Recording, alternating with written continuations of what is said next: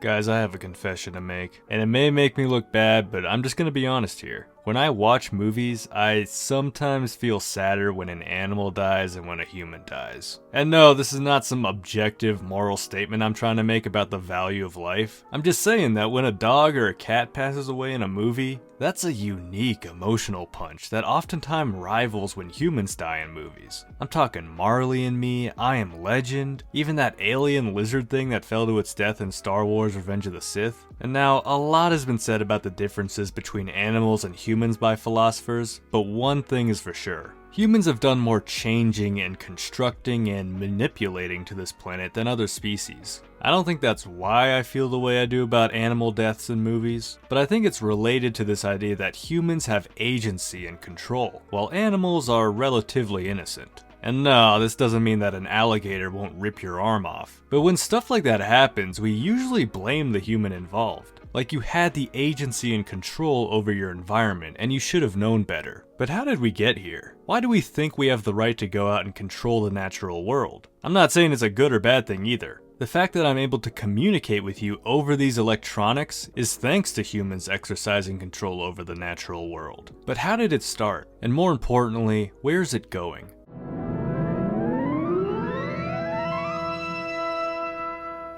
I'd like to thank Brian. He donated on my Ko-Fi page and I asked if he wanted to suggest a book, and here we are. The book is called Ishmael by Daniel Quinn, and while it is a novel with a story and all, it's more like a platonic dialogue. You see, the story involves a man and, drumroll please, a hyper-intelligent gorilla who can communicate with the man telepathically. The gorilla's name is Ishmael, and he does have a backstory explaining how he's gotten to this point, but since this is a philosophy channel and I want to encourage you to read the book yourself, I'll keep that part a secret. So Ishmael puts out this ad as a teacher looking for a pupil, and the man, who's kinda disillusioned in life, goes to visit him in this apartment building. There's a big piece of glass dividing them and they just talk. Very much like a platonic dialogue, going back and forth. And it's Ishmael that talks to the man about humanity. And he does that by first asking about the story of creation.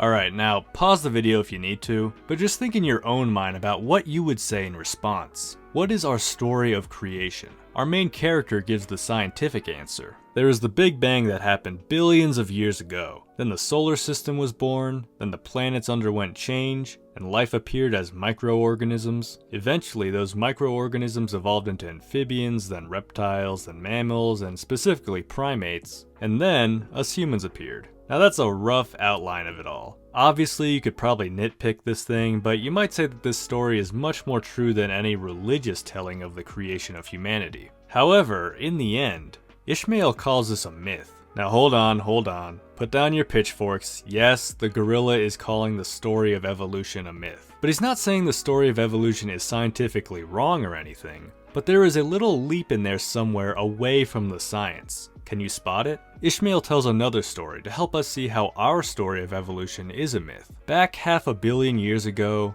an alien anthropologist landed on Earth. He found a creature, went up to it, and asked it what story of creation they told their children. The creature repeated the same story of evolution. Big Bang, planets, microorganisms evolving. But finally, the jellyfish appeared. Everything about the jellyfish story mirrors our own story of evolution. The only difference is that we ended our story with the birth of the human, while the jellyfish ended with the birth of the jellyfish. Now we could critique the jellyfish's telling of the creation story by saying, look, you gelatinous weirdo, other species came after you, you're not the end. And yet when we tell our story of evolution, we usually end it with the birth of the human.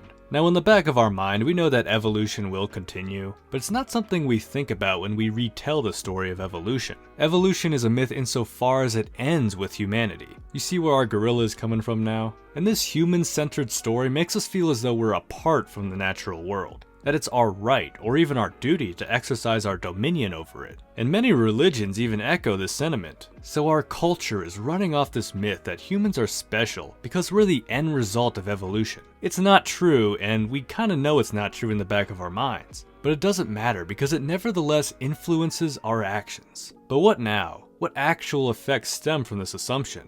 What are these actions? Well, according to our main character, it all really started with agriculture. Agriculture put us apart from the hunter-gatherer nature of the rest of the species. Then with agriculture comes settlements, which led to this division of labor. Then technology, commerce, industrialization, and here we are, so incredibly detached from the other animals on this planet by changing the world for our benefit. And look, again, this isn't an all bad or all good thing. I would be extremely hypocritical to say that this was all terrible when I benefit by this situation every day. I mean, air conditioning alone is essential here during the summer. And don't even get me started on Raising Cane's, I had some last night. But the really scary thought is where this will all end.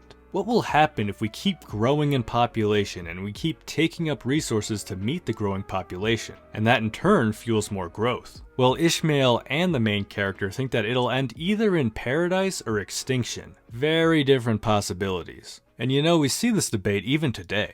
Many environmental activists and scientists are painting very grim portraits of the future, while futurists are getting really excited about AI and VR and VHS. Okay, probably not the last one. So the story of humanity has yet to reach its conclusion, but we could see how it started, where it went, and what's fueling its journey. To summarize, one factor that fuels our growth and domination over this planet and its resources are that humans are the end result of evolution, making them superior to other animals in this world. Agree, disagree? I want to hear your thoughts. Obviously there's a lot more in this book. For example, what universal law is there that all these other species follow that we should also follow in order to escape extinction? If you guys want, I could do another video, or I could leave it at that and have you guys pick up this book yourself, because it is really good. If you enjoyed this video, then be sure to like, subscribe, and hit the bell, and with that I wish you all a beautiful rest of your day.